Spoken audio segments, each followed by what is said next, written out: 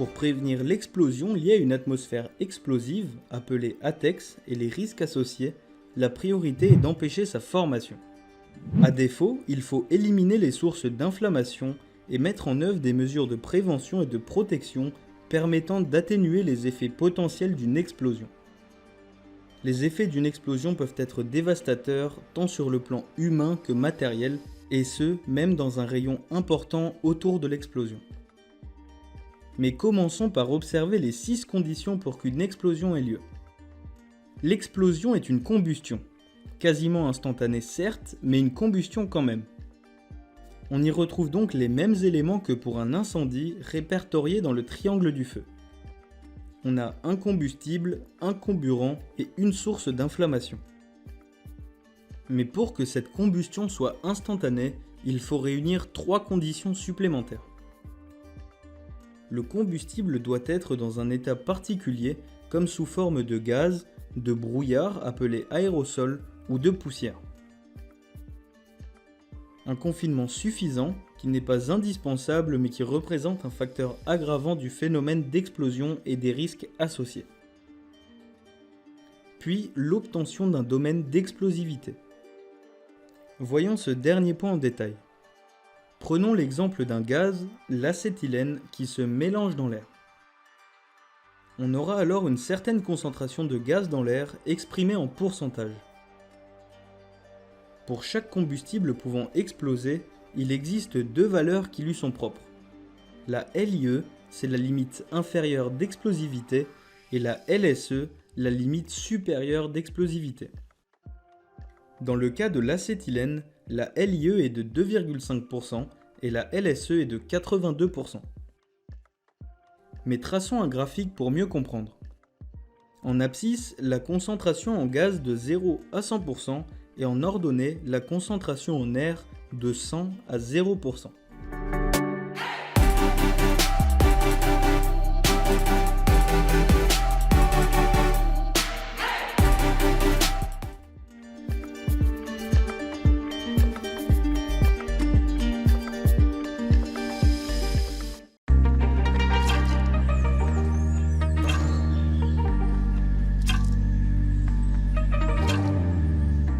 Le burn-out, une notion apparue au milieu des années 1970, est le syndrome de l'épuisement professionnel. Ce syndrome concerne toutes les professions, tous les secteurs d'activité et peut se manifester chez n'importe qui. Le burn-out représente un ensemble de réactions consécutives à des situations de stress professionnel. Il se caractérise selon 3 dimensions: le sentiment de non-accomplissement, l'épuisement émotionnel et la dépersonnalisation. Un burn-out survient généralement suite à diverses raisons qui peuvent être nombreuses et variées. Citons quelques-unes de ces causes. Une charge de travail trop importante, des délais de réalisation trop courts, des conflits professionnels, de faibles récompenses et un faible contrôle de la situation, un manque de reconnaissance sur le travail réalisé, pas ou peu d'objectifs, ou un événement traumatisant. Dans le monde du travail, le burn-out est décrit par différentes manifestations, qu'elles soient physiques, émotionnelles et affectives, cognitives ou comportementales.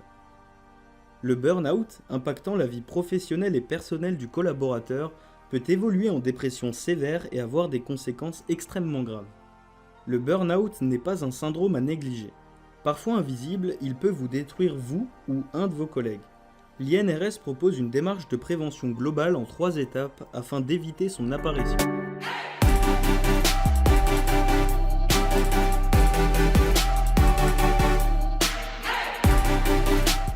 Vous avez maintenant les clés pour identifier un burn-out.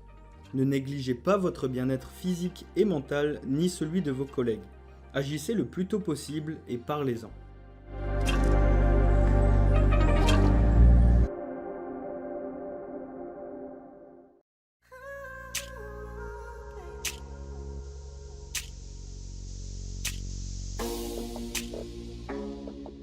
Tous les jours, nous utilisons de l'électricité, la forme d'énergie la plus utilisée. Chaque travailleur peut être amené à utiliser du matériel électrique, donc tout le monde est exposé aux risques liés à l'électricité. De plus, les accidents liés à ces risques sont généralement très graves, voire mortels. Les risques liés à l'électricité comprennent le risque de contact, direct ou non avec une pièce nue sous tension, le risque de court-circuit et le risque d'arc électrique. Pour éviter ou réduire ces risques, il existe diverses mesures de prévention à mettre en place.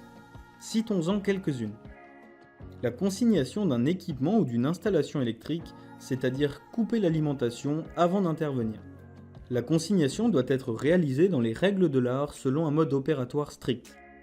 L'éloignement qui dépend de l'environnement et de la valeur de la tension. Des barrières ou une enveloppe constituant un obstacle entre le travailleur et le danger.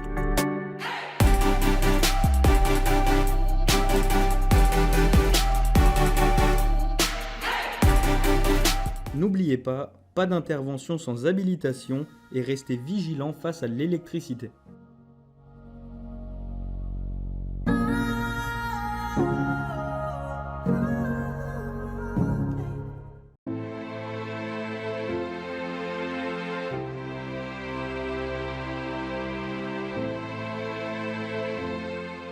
Les accidents du travail sont définis à l'article L411-1 du Code de la sécurité sociale. Est considéré comme accident du travail, quelle qu'en soit la cause, l'accident survenu par le fait ou à l'occasion du travail, à toute personne salariée ou travaillant, à quelque titre ou en quelque lieu que ce soit, pour un ou plusieurs employeurs ou chefs d'entreprise. L'accident est présumé d'origine professionnelle dès qu'il se produit dans les locaux de l'entreprise, même pendant un temps de pause.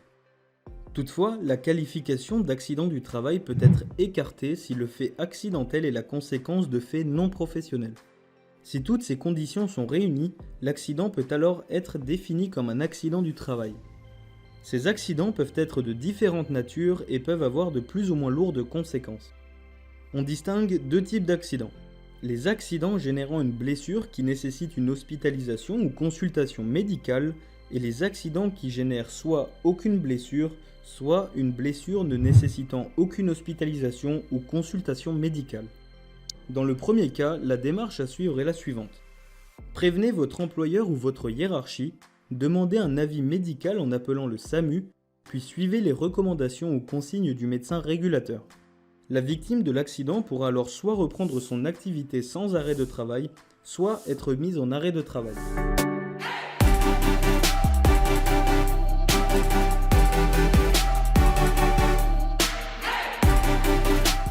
Dans ce cas, utilisez une trousse de premier secours si nécessaire, prévenez votre hiérarchie et enregistrez l'incident dans le registre des accidents bénins de votre entreprise.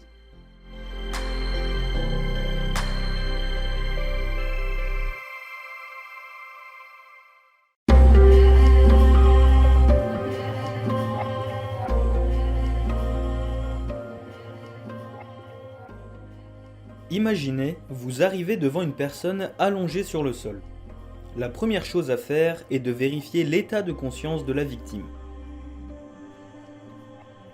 Pour cela, approchez-vous d'elle et serrez-lui les mains en disant « Si vous m'entendez, ouvrez les yeux, serrez-moi la main ». Si la victime ne réagit pas, on dit qu'elle est inconsciente. Deuxièmement, nous devons voir si la victime respire.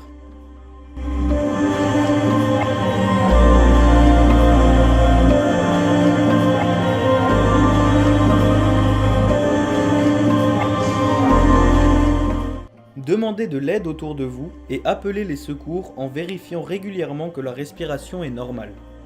Voilà, vous savez maintenant réaliser une PLS, un geste de premier secours qui peut sauver la vie d'une victime.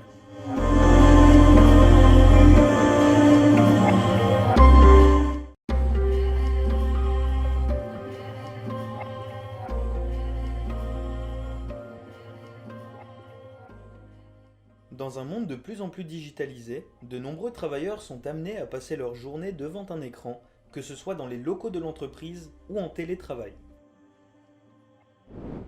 Mais le travail sur ordinateur génère des risques, notamment lorsqu'il s'effectue de manière prolongée.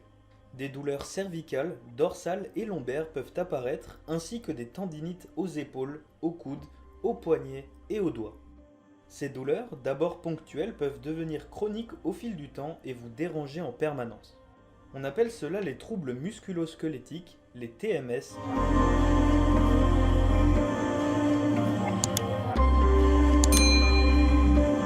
Le travail face à l'écran peut être responsable d'une sensation d'œil sec. Pour les humidifier, N'oubliez pas de cligner des yeux.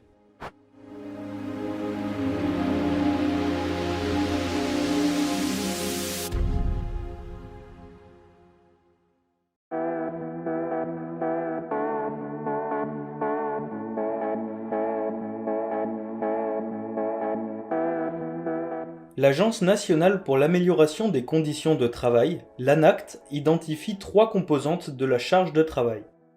La charge prescrite, c'est ce qui est attendu par les salariés, la charge réelle, ce qui est vraiment réalisé en tenant compte des aléas, et la charge perçue par le salarié, qui dépend de la reconnaissance ou du sentiment d'utilité propre à chacun.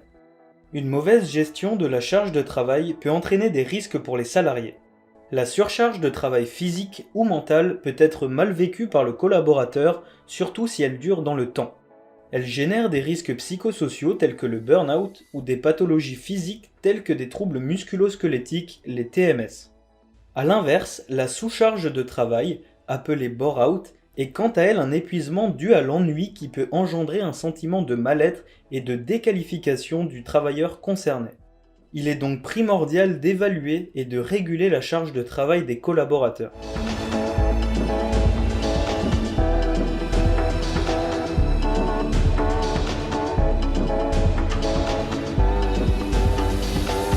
Vous pouvez également vous informer sur les dispositifs en place dans votre entreprise pour faire face à ce type de situation.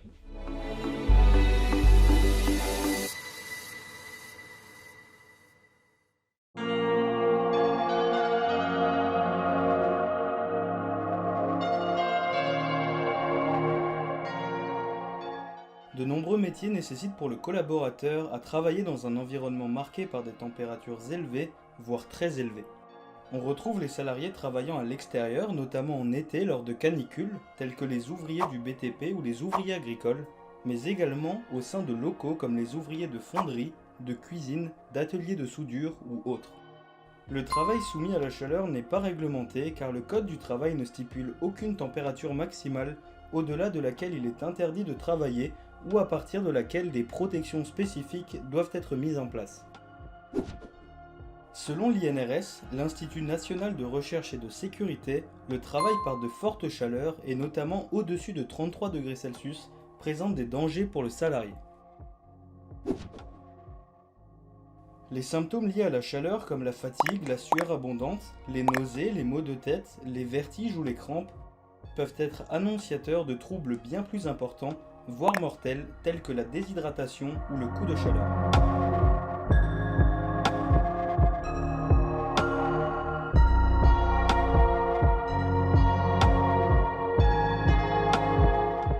Pensez à vous hydrater régulièrement.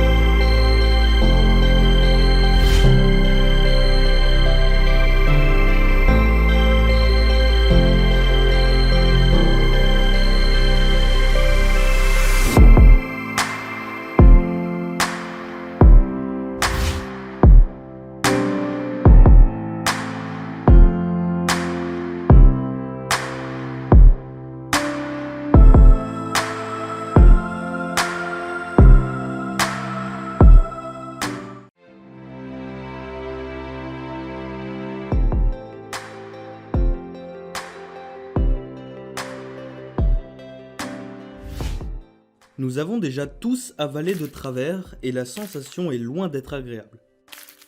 En cas d'étouffement, appelé obstruction des voies aériennes, il existe deux possibilités.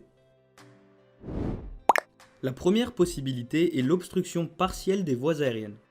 Le corps étranger bouche une partie de la trachée, la victime arrive encore à respirer mais difficilement, voire bruyamment. Dans ce cas, il ne faut jamais lui taper dans le dos, mais l'inciter à tousser. Taper dans son dos pourrait créer des vibrations, déplacer le corps étranger et transformer la situation en obstruction totale, ce qui est bien pire. Faites-la tousser et appelez les secours si nécessaire.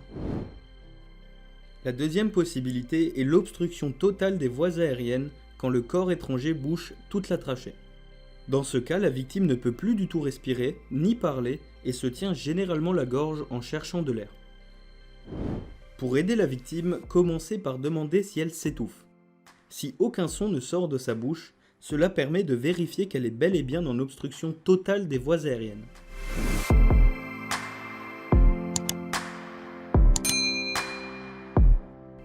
Ces gestes qui semblent si simples peuvent sauver des vies.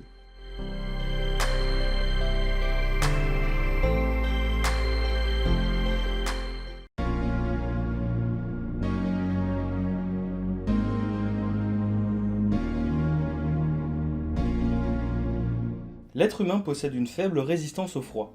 De nombreux salariés sont amenés à travailler dans un environnement froid, voire très froid. On pense notamment aux ouvriers sur des chantiers, des travailleurs en altitude ou en contact avec de l'eau froide. D'un point de vue juridique, le Code du travail ne prévoit pas de température minimale en dessous de laquelle il serait interdit de travailler.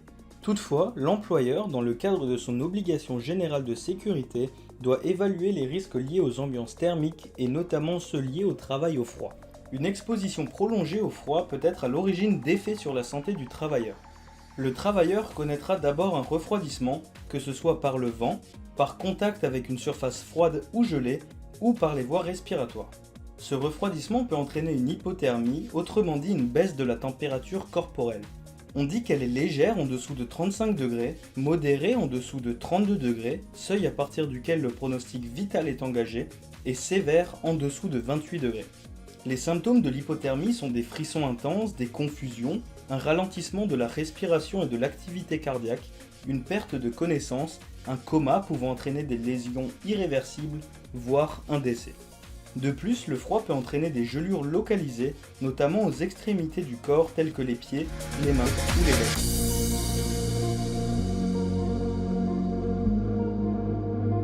Empilez plusieurs couches de vêtements plutôt qu'un seul très épais, car cette solution permet d'emprisonner de l'air autour de votre corps qui vous isole du froid.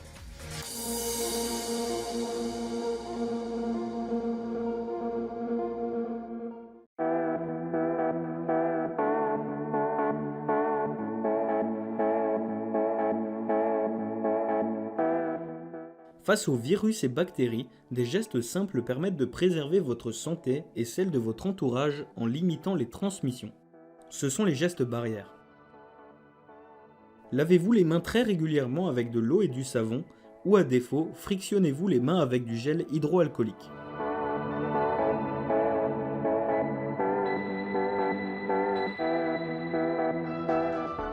Ces gestes permettent de vous protéger vous, mais également les autres personnes que vous pouvez rencontrer ou contaminer indirectement.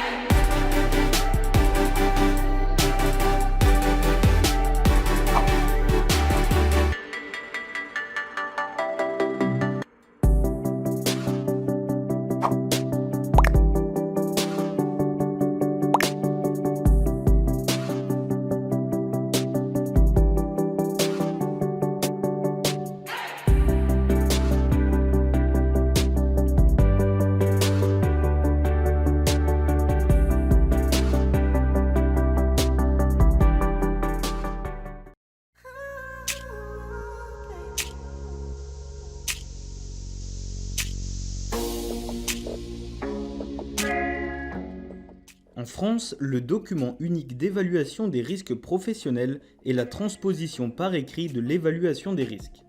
Ce document est imposé à tout employeur par le Code du travail dans son article R 4121-1 et a été instauré officiellement par le décret numéro 2001-1016 du 5 novembre 2001. L'élaboration et la mise à jour de ce document s'imposent à tout employeur dont l'entreprise emploie au moins un salarié. Il s'agit d'un outil plus qu'un document, organisé par unité de travail et permettant la transcription des résultats de la démarche de prévention des risques professionnels. Il n'existe aucun modèle imposé pour le document unique et l'employeur est libre d'utiliser tout type de support, qu'il soit papier ou informatique. La seule obligation est que ce document soit disponible en un lieu unique. L'obligation de transcription des résultats de l'évaluation des risques incombe à l'employeur ou à son délégataire de pouvoir en la matière. Lui seul est responsable du document, même s'il confie la réalisation à un chargé de sécurité ou s'il s'entoure de personnes ou d'organismes compétents. Il existe 3 obligations concernant le document unique.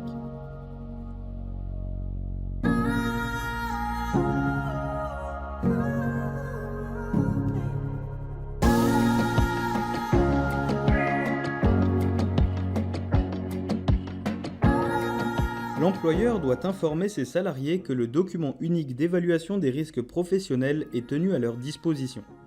Il doit également les informer sur les risques présents dans leur métier et les mesures de prévention choisies pour y remédier.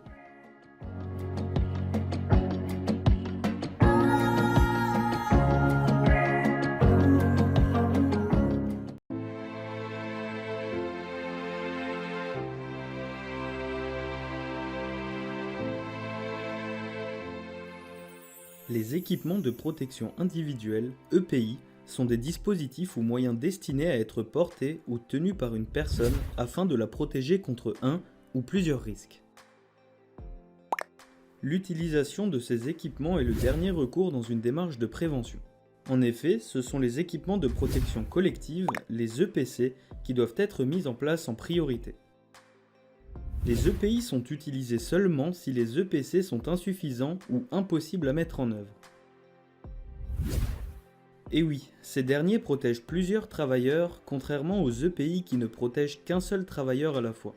On pense par exemple aux chaussures de sécurité, gilets haute visibilité, bouchons d'oreille ou casque anti-bruit, masques, lunettes ou visières de protection, etc.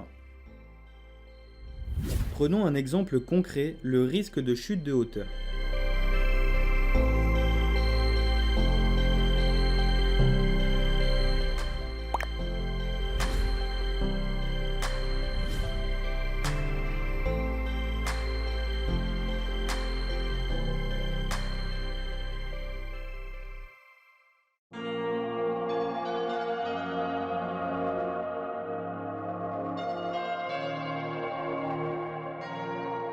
Les équipements de protection collective, EPC, désignent l'ensemble des dispositifs permettant d'assurer la sécurité de plusieurs travailleurs simultanément contre un ou plusieurs risques.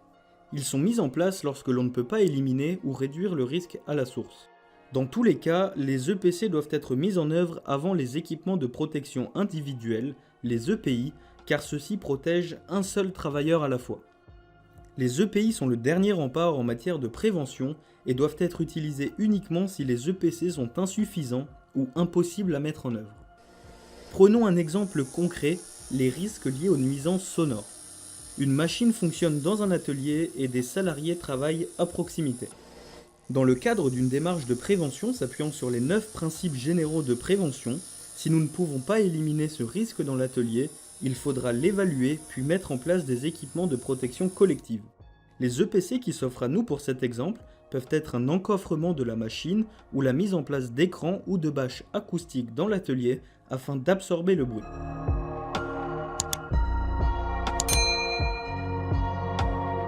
Si vous constatez qu'un EPC est mal installé, détérioré ou a été déplacé, signalez-le rapidement car vous et vos collègues pouvez être en danger.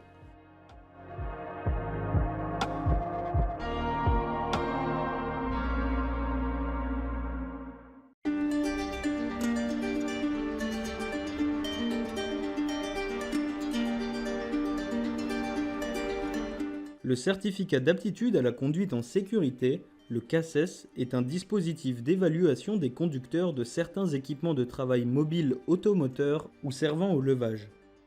Il permet de s'assurer que les conducteurs disposent des compétences théoriques et pratiques nécessaires à la conduite en sécurité de ce type d'engin. Le CACES n'est ni un diplôme, ni un certificat de compétences professionnelles, mais une validation obtenue pour la conduite en sécurité du matériel concerné.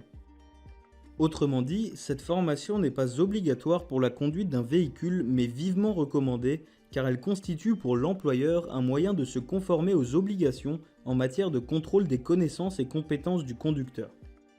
Le document qui fait foi est l'autorisation de conduite réglementaire délivrée par l'employeur. Mais elle n'est délivrée que sous 4 conditions.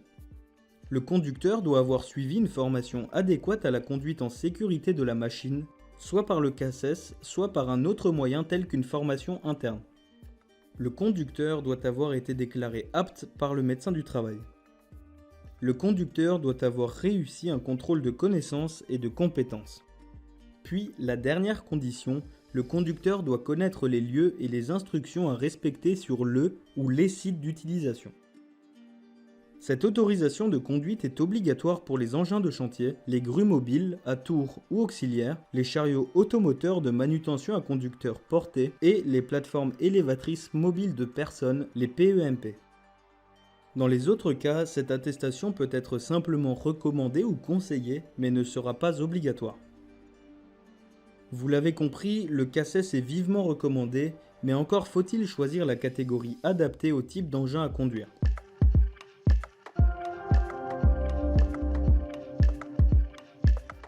Et R490 pour les grues de chargement.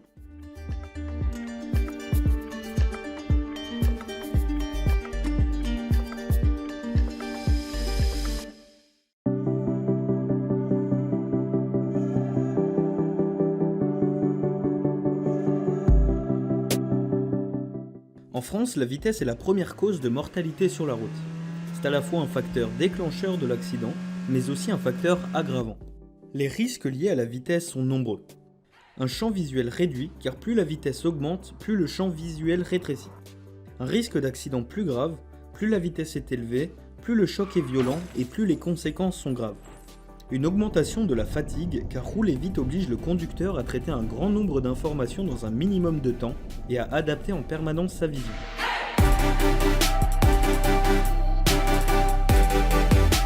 C'est pourquoi il convient d'adapter son allure, d'anticiper les freinages, de respecter les distances de sécurité, d'être reposé et concentré et de rester vigilant.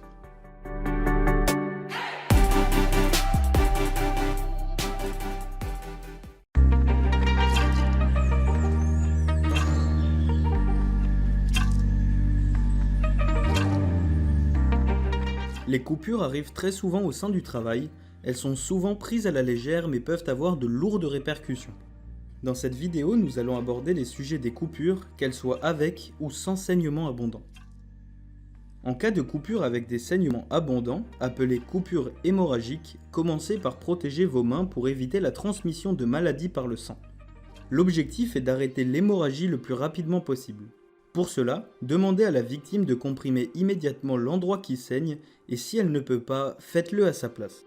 Si possible, comprimez la coupure avec un ustensile propre plutôt qu'avec vos mains. Aidez la victime à s'allonger en position horizontale. Faites alerter ou alerter vous-même les secours. Sans relâcher la compression, vérifiez que l'hémorragie est maîtrisée et parlez régulièrement à la victime en attendant les secours. Protégez la victime contre le froid et les intempéries.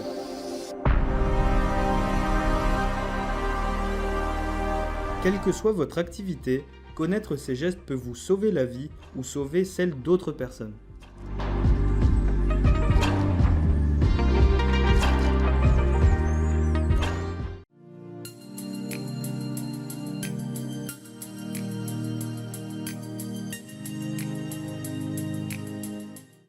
Au travail ou à la maison, il peut arriver qu'une personne fasse un malaise et se sente mal pour diverses raisons, qu'elles soient bénignes ou graves, tels qu'un coup de chaud, une hypoglycémie, un malaise cardiaque, une hypertension, un infarctus, etc. C'est pourquoi il est important de savoir réagir dans cette situation.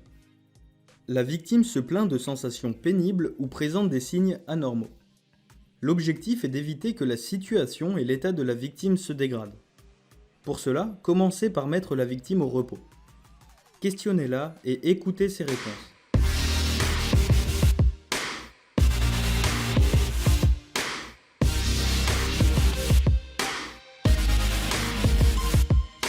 Si elle est inconsciente et qu'elle ne respire plus, appelez de l'aide, équipez-vous du défibrillateur le plus proche s'il y en a un, et démarrez le massage cardiaque sans attendre et sans vous arrêter.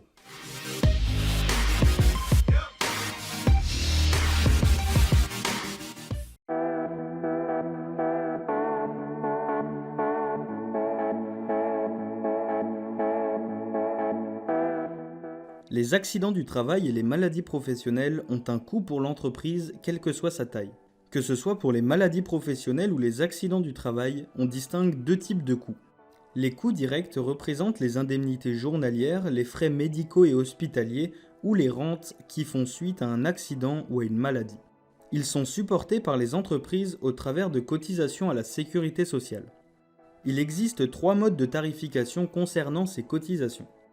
La tarification collective, c'est-à-dire un montant fixe pour les entreprises de moins de 20 salariés, une tarification individuelle réelle pour les entreprises de plus de 149 salariés et une tarification mixte pour les entreprises entre 20 et 149 salariés. Dans ces deux derniers cas, plus il y a d'accidents dans l'entreprise, plus le montant de ces cotisations augmente.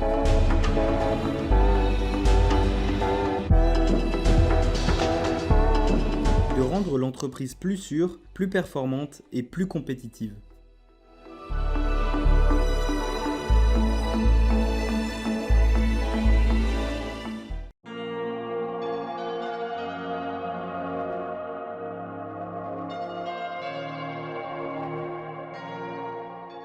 Diverses obligations incombent à l'employeur en matière de sécurité et de prévention des risques. Citons par exemple l'article L4121-1 du Code du travail qui stipule que l'employeur prend les mesures nécessaires pour assurer la sécurité et protéger la santé physique et mentale des travailleurs. Il est soumis à une obligation de résultat en matière d'évaluation et de prévention des risques professionnels dans son entreprise. En cas de manquement à une de ces obligations, l'employeur peut voir sa responsabilité civile engagée, voire sa responsabilité pénale. Autrement dit, il risque de lourdes sanctions telles qu'une peine d'amende ou une peine d'emprisonnement.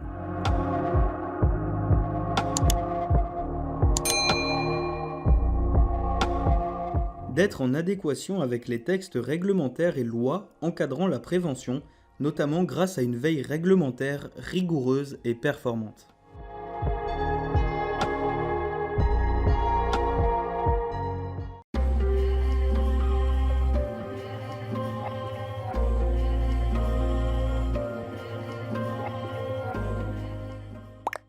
Les collaborateurs sont les acteurs principaux d'une entreprise. C'est eux qui la font vivre et grandir. Sans eux, pas d'activité et donc pas d'entreprise. Préserver les collaborateurs est primordial, que ce soit en évitant les démissions, les arrêts de travail, les incapacités permanentes et les décès. En diminuant la fréquence de survenue d'accidents de travail, de maladies professionnelles ou de situations dangereuses, la prévention permet à l'entreprise de préserver l'intégrité physique et mentale des travailleurs,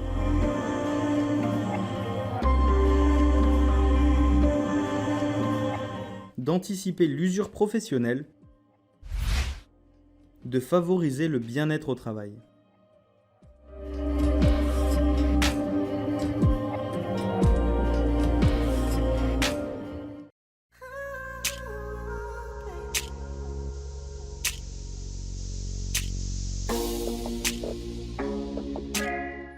Une entreprise qui expose ses salariés à des situations ou des zones dangereuses dégrade son climat social. Le sentiment d'insécurité entraîne de la démotivation et la fréquence des accidents au travail peut générer des grèves ou d'autres manifestations de colère des salariés.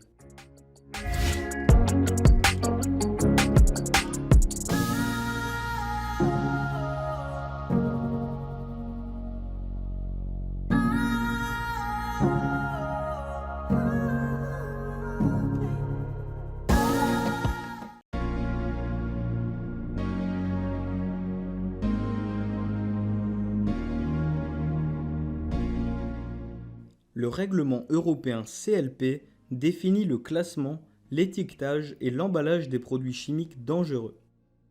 Cette réglementation vise à assurer la protection des travailleurs, des consommateurs et de l'environnement. Les produits chimiques sont d'abord classés, permettant ainsi d'identifier les dangers qu'ils peuvent présenter du fait de leurs propriétés physico-chimiques ou de leurs effets sur la santé et sur l'environnement. C'est à partir de sa classification qu'est définie l'étiquette du produit chimique. L'étiquette constitue la première information essentielle et concise fournie à l'utilisateur sur les dangers et les précautions à prendre lors de l'utilisation de ce produit. Apprenons ensemble à lire et comprendre une étiquette sur un produit chimique. Prenons par exemple l'étiquette de l'acétone, un décapant très utilisé dans le milieu du BTP. L'étiquette, qui doit obligatoirement être dans la langue du pays où vous vous trouvez, vous donne un certain nombre d'informations sur le produit. On y retrouve l'identité du fournisseur. Vous devez trouver le nom et les coordonnées du ou des responsables de la mise sur le marché du produit. L'identificateur du produit. Pour les produits simples, appelés substances, on trouve le nom chimique avec le numéro d'identification. Pour les produits composés de plusieurs substances, on parle de mélange. On doit alors retrouver soit son nom commercial, soit les noms chimiques des substances principales entrant dans sa composition. Les pictogrammes de danger. 9 pictogrammes existent, symbolisant les dangers du produit pour la santé, la sécurité ou l'environnement.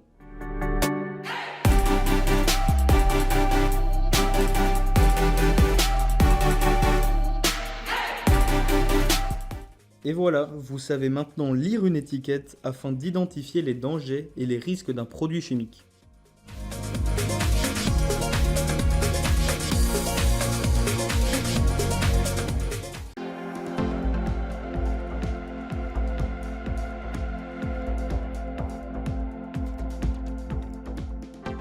L'épidémie de Covid-19 a fait connaître au grand public les différents types de masques respiratoires, leurs usages et leurs contraintes. Voyons ensemble quelles sont les différentes sortes de masques. On en distingue 3 grands types. Tout d'abord, les masques considérés comme des équipements de protection individuelle. On parle des masques FFP. Très largement utilisés dans le BTP, lors de travaux poussiéreux par exemple, le Covid-19 généralise l'utilisation de ces masques. Ces masques FFP, réutilisables ou non, sont encadrés par la norme EN 149. Ils permettent d'éviter la filtration d'aérosols, autrement dit de fines particules dans l'air, dont la taille est supérieure à 0,6 micromètres. Ils doivent posséder un marquage CE suivi de 4 chiffres représentant le numéro de l'organisme notifié. On distingue les masques FFP1, dont l'efficacité minimum est de 80%, et les masques FFP2, dont l'efficacité minimum est de 94%. Voyons maintenant les masques à usage médicaux, également appelés masques chirurgicaux, qui sont encadrés par la norme EN 14683. Ces masques doivent également disposer un marquage CE et ils permettent d'éviter la filtration d'aérosols dont la taille est supérieure à 3 micromètres.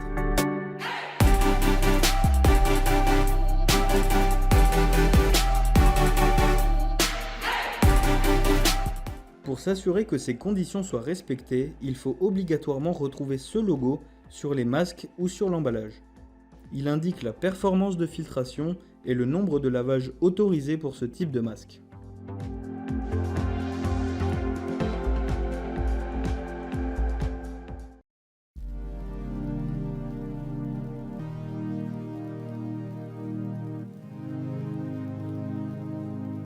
L'incendie est une combustion qui se développe sans contrôle dans le temps et dans l'espace. Un incendie ne peut se créer et se développer que si 3 éléments sont présents en quantité suffisante. On parle alors de triangle du feu. Le premier élément est le combustible, c'est-à-dire le solide, le liquide ou le gaz qui va brûler. Le deuxième élément est le comburant et c'est souvent l'oxygène qui est contenu dans l'air. Le troisième élément est l'énergie d'activation, également appelée source d'ignition ou source d'inflammation. Retirez un seul élément de ce triangle et le feu n'existe plus. Pour cela, voyons 3 exemples de méthodes permettant d'agir sur le triangle du feu. La première méthode est l'action sur le comburant, notamment avec l'étouffement, afin de supprimer l'apport d'oxygène.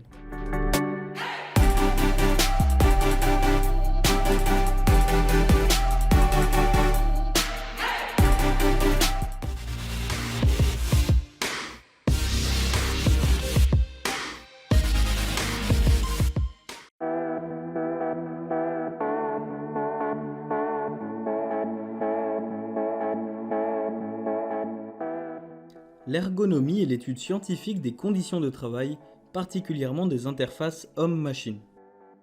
Un ergonome contribue à l'évaluation et à la conception des tâches, des machines et des outillages, des locaux de travail et des systèmes organisationnels. Un des 9 principes généraux de prévention indique qu'il faut adapter le travail à l'homme et non l'inverse. C'est exactement ce que fait un ergonome.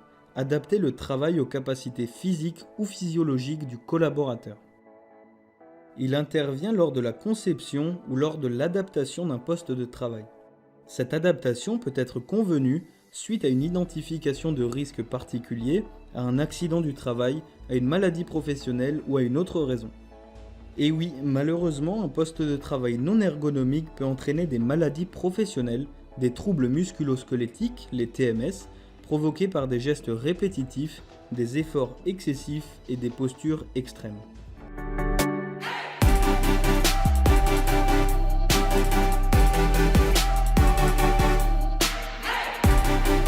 Ces facteurs contraignants peuvent être supprimés ou réduits, mais peuvent représenter parfois un investissement trop important pour l'entreprise.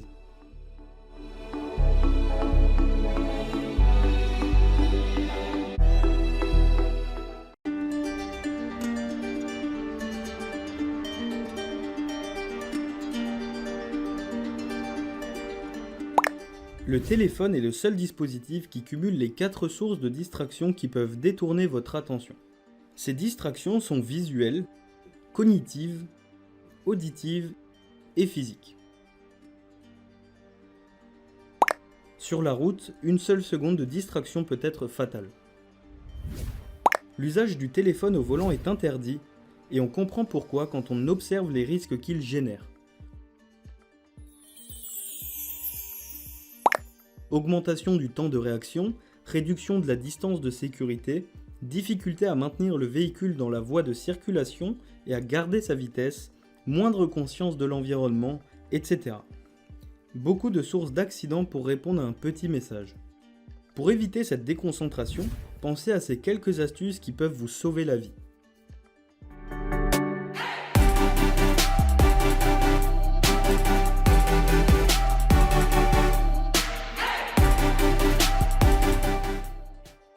Nous sommes de plus en plus dépendants de nos téléphones. Pensez à vos proches et oubliez-le. Vous lui donnez toute votre attention, lui peut vous prendre toute votre vie.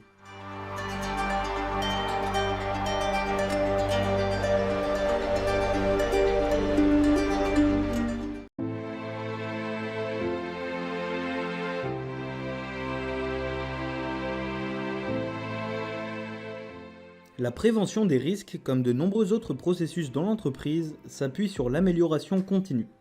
Illustré par la roue de Deming, on parle de PDCA. P comme plan, c'est-à-dire planifier les objectifs, les ressources ou la communication. D comme do, c'est-à-dire mettre en œuvre ou réaliser des processus, des activités, des produits ou services ou des modes opératoires. C comme check, c'est-à-dire vérifier à travers des mesures, des audits ou des indicateurs. A comme act, c'est-à-dire agir par exemple avec de l'analyse et la mise en œuvre d'actions préventives ou correctives. Puis il faudra recommencer ce processus indéfiniment.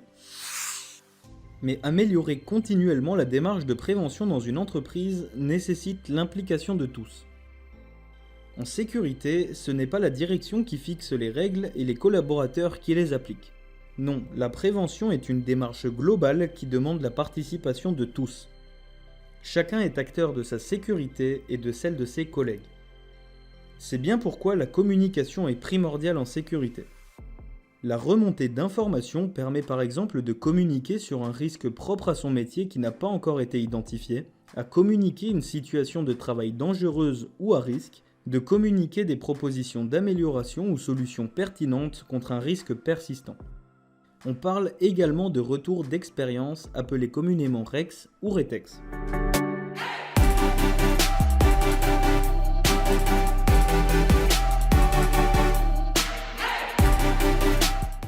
Vous connaissez votre métier mieux que quiconque, donc vous devez être acteur de la démarche de prévention dans votre entreprise.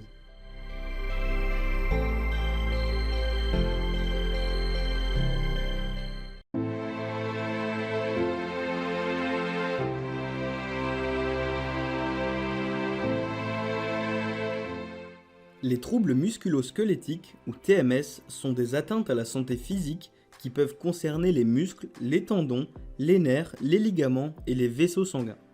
Les TMS se caractérisent par une gêne ou des douleurs dans les mouvements, par une perte de force, de souplesse ou de dextérité, ou encore par des engourdissements ou des picotements. Ces troubles surviennent lorsque la personne est exposée plus ou moins longtemps à une ou plusieurs contraintes, généralement liées à son activité professionnelle. Ces contraintes sont de 3 types. Les contraintes physiques, telles que la répétition de mouvements, le port de charges lourdes, un travail statique, de mauvaises postures répétées. Les contraintes psychosociales, dans lesquelles sont comprises notamment les mauvaises relations de travail ou un manque d'esprit d'équipe. Puis, les contraintes organisationnelles, telles que les manques de pause, une charge de travail inadaptée, un manque de moyens, etc. Les TMS représentent la première cause de maladie professionnelle reconnue en France. Mais nous devons éviter cela en mettant en place des actions efficaces permettant d'agir à la source. En voici quelques exemples.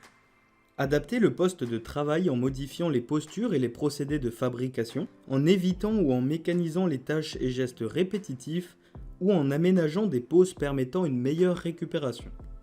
Des solutions techniques peuvent également limiter l'apparition des troubles musculo-squelettiques, comme la mise en place de tables élévatrices ou d'aide au port de charge. Le collaborateur doit être sensibilisé et formé à son poste de travail.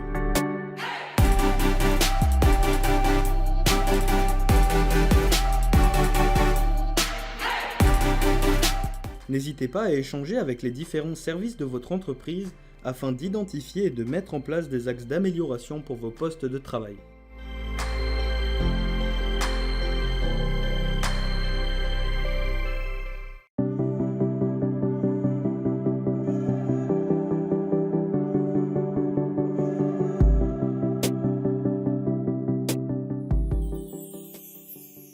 Glissade, trébuchement, faux pas, déséquilibre, les chutes de plain-pied sont des accidents de travail trop souvent perçus comme étant inévitables et bénins. A l'inverse des chutes de hauteur, les chutes de plain-pied surviennent sur le sol et représentent un des principaux risques entraînant des accidents du travail. Elles n'épargnent aucun secteur d'activité et aucune entreprise. Les chutes de plain-pied surviennent par la combinaison de différents facteurs. On en retrouve 4 principaux. Le facteur matériel, tel que le mauvais état du sol ou un accès compliqué. Le facteur environnemental, comme des obstacles sur le chemin, un sol glissant ou un éclairage insuffisant. Le facteur organisationnel, tel qu'un travail dans l'urgence ou une surcharge de travail. Le facteur individuel, comme le non-respect des consignes, une méconnaissance de la situation de travail ou encore une non-détection du risque. Les chutes de plain-pied sont généralement considérées comme bénignes. Pourtant, ce type de chute peut avoir des conséquences importantes. Arrêt de travail prolongé, plaies, fractures, lumbago et parfois pire. Certaines situations peuvent provoquer des conséquences bien plus graves, notamment lors de chutes en arrière, de chutes sur des objets tranchants, coupants, perforants, de chutes lors de manutention manuelle, etc.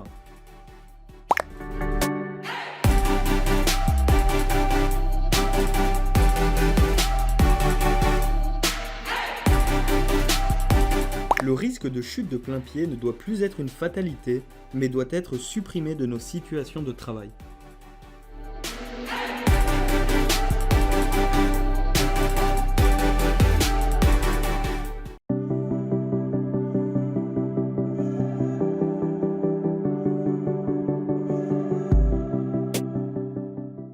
Le Comité social et économique, le CSE, est une instance représentative du personnel permettant le dialogue entre employeurs et salariés au sein d'une entreprise. Il fusionne et se substitue depuis le 1er janvier 2020 à toutes les autres instances représentatives du personnel, que ce soit les délégués du personnel, les comités d'entreprise et comités d'hygiène, de sécurité et des conditions de travail, le CHSCT. Le CSE doit être mis en place dans toutes les entreprises d'au moins 11 salariés. Le CSE connaît 2 missions principales. Il porte les réclamations individuelles ou collectives sur les salaires et l'application de la réglementation du travail. Les membres du comité peuvent saisir l'inspection du travail de toutes les plaintes et observations sur l'application de la réglementation du travail. Il promeut la santé, la sécurité et l'amélioration des conditions de travail. Il réalise des enquêtes sur les accidents du travail ou les maladies professionnelles. Il exerce le droit d'alerte en cas d'atteinte aux droits des personnes et en cas de danger grave et imminent. Le CSE peut également comprendre une commission santé, sécurité et conditions de travail, la CSSCT. Cette commission devient obligatoire dans les entreprises d'au moins 300 salariés.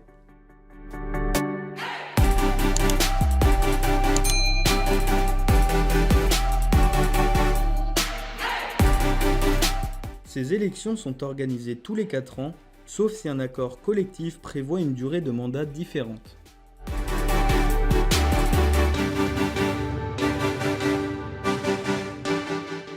Pour comprendre le fonctionnement d'un incendie, il est important de comprendre comment il se propage. Voyons ensemble ces 4 modes de propagation. Premièrement, la conduction. Il s'agit d'un transfert de chaleur à travers la masse d'un matériau. Ici, la chaleur se propage par l'ensemble des câbles et tuyaux présents dans l'habitation, ce qui peut provoquer une évolution rapide de l'incendie. Tous les solides conduisent la chaleur avec plus ou moins de facilité. Le verre, par exemple, est un mauvais conducteur de chaleur, contrairement au cuivre qui, lui, conduit facilement la chaleur. Deuxièmement, le rayonnement thermique. La chaleur est transmise à distance et est absorbée par un corps récepteur. Ce corps, une fois chauffé par le rayonnement, prendra alors feu à son tour.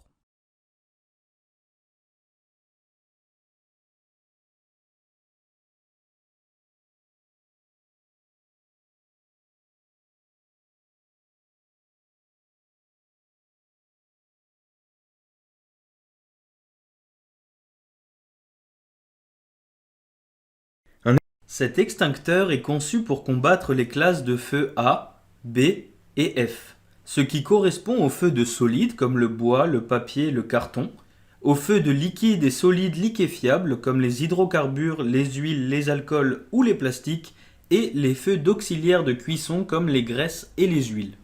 De plus, cet extincteur est utilisable sur une tension inférieure à 1000 volts. Il faut le dégoupiller, puis le mettre en pression en actionnant le dispositif de percussion. Le mode de percussion peut varier en fonction du constructeur, mais on retrouve principalement une poignée à baisser, à lever ou un bouton sur lequel appuyer.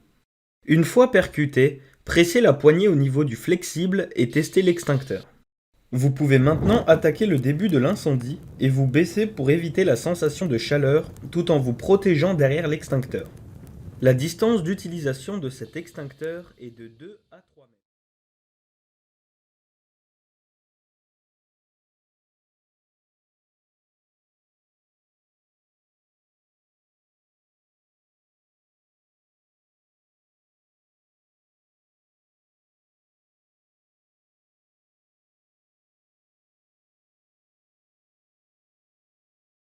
Le défibrillateur devra être utilisé sur toute victime inconsciente qui ne respire pas.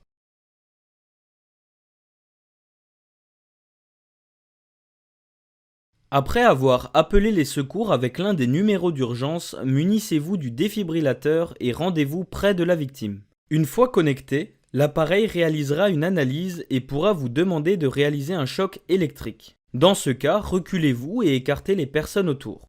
Appuyez sur le bouton rouge clignotant pour déclencher le choc électrique ou s'il n'en est pas équipé, laissez l'appareil déclencher le choc automatiquement. Une fois l'analyse terminée, le défibrillateur vous demandera de reprendre le massage cardiaque.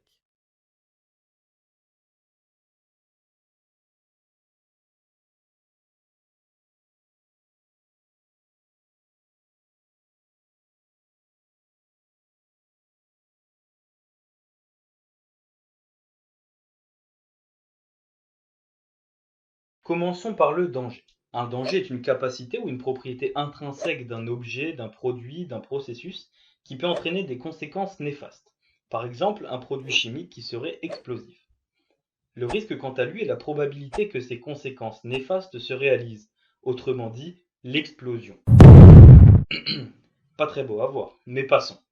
Qui dit probabilité dit mathématiques, alors voyons ça. Le risque est le produit du danger et de l'exposition. Mais prenons un exemple plus concret. Les produits chimiques sont présents abondamment dans notre société. Plusieurs cas sont alors possibles.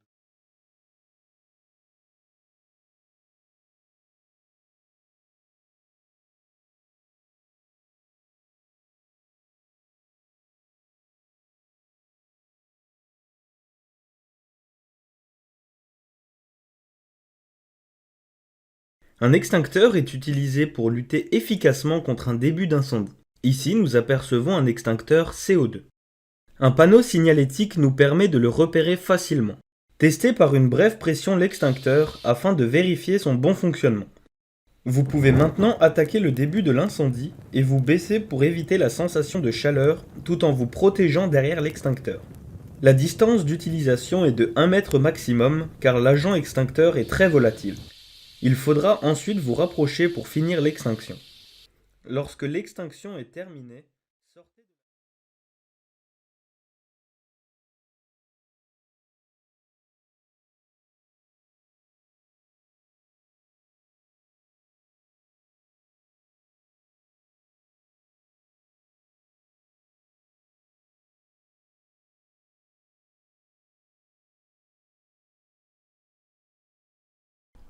Voyant qu'il n'arrive pas à maîtriser l'incendie, il referme la porte et déclenche l'alarme incendie à l'aide du déclencheur manuel le plus proche.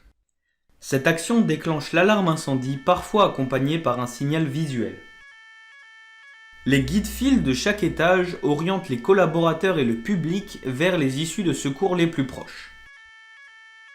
Les serre-fils vérifient l'évacuation des locaux et ferment les portes et les fenêtres derrière eux sans jamais prendre de risques et sans s'approcher de l'incendie.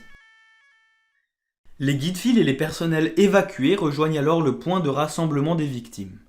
Le responsable d'évacuation invite les personnes évacuées à se regrouper près de lui et leur donne les consignes à suivre.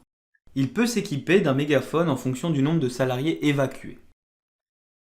Après avoir vérifié la bonne évacuation de leur secteur respectif, les serre-fils rejoignent à leur tour le point de rassemblement des victimes. Le responsable d'évacuation fera alors le tour des serre-fils pour prendre note de toutes leurs observations et pour savoir si toutes les personnes sont bien évacuées. Le responsable d'évacuation établit alors un listing global. Dès l'arrivée des sapeurs-pompiers, le responsable d'évacuation transmet les informations dont il dispose et notamment l'origine de l'incendie, l'état de l'évacuation du public, l'accès à l'espace d'attente sécurisé, la localisation des organes de coupure d'énergie, etc. Il remettra aux sapeurs-pompiers les plans d'intervention et d'évacuation de l'établissement, ainsi qu'un jeu de clés pour accéder aux locaux. Cela permettra aux sapeurs-pompiers d'agir en fonction de ces informations en respectant la...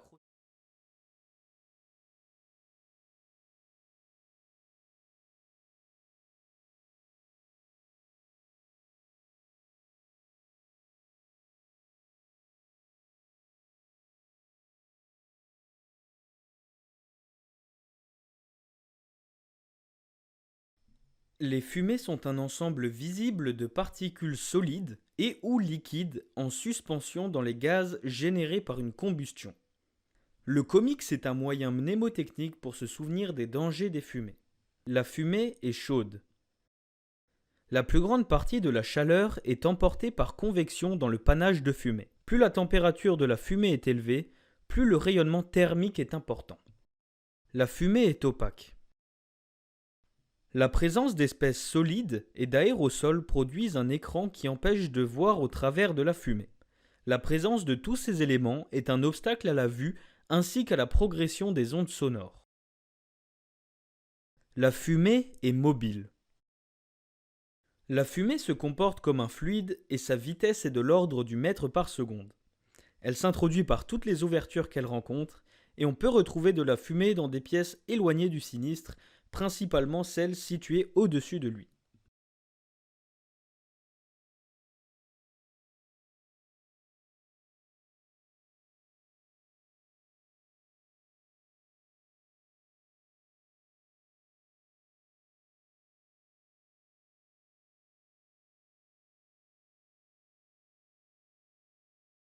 En tant qu'employeur, vous devez prendre les mesures nécessaires pour assurer la sécurité et protéger la santé physique et mentale de vos travailleurs.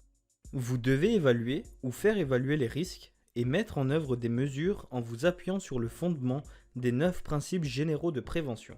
Ces 9 principes de prévention sont inscrits à l'article L4121-2 du Code du travail et régissent l'organisation de la prévention en faisant appel essentiellement à du bon sens, mais pas que. Commençons sans plus attendre avec le premier principe, éviter les risques. Plus simple à dire qu'à faire, il faudra cependant essayer de réduire au maximum le danger et ou l'exposition, ce qui entraînera une réduction significative, voire une suppression totale de ce risque. Deuxième principe, évaluer les risques qu'on ne peut éviter. Il faudra alors apprécier l'exposition au danger et l'importance du risque afin de prioriser les actions de prévention à mener. Cette évaluation et les actions qui en découlent sont à retranscrire dans le document unique et le plan d'action. Troisième principe, combattre les risques à la source. C'est bien la prévention et la sécurité qui doivent dicter la conception des lieux de travail, des équipements ou des modes opératoires, et non l'inverse.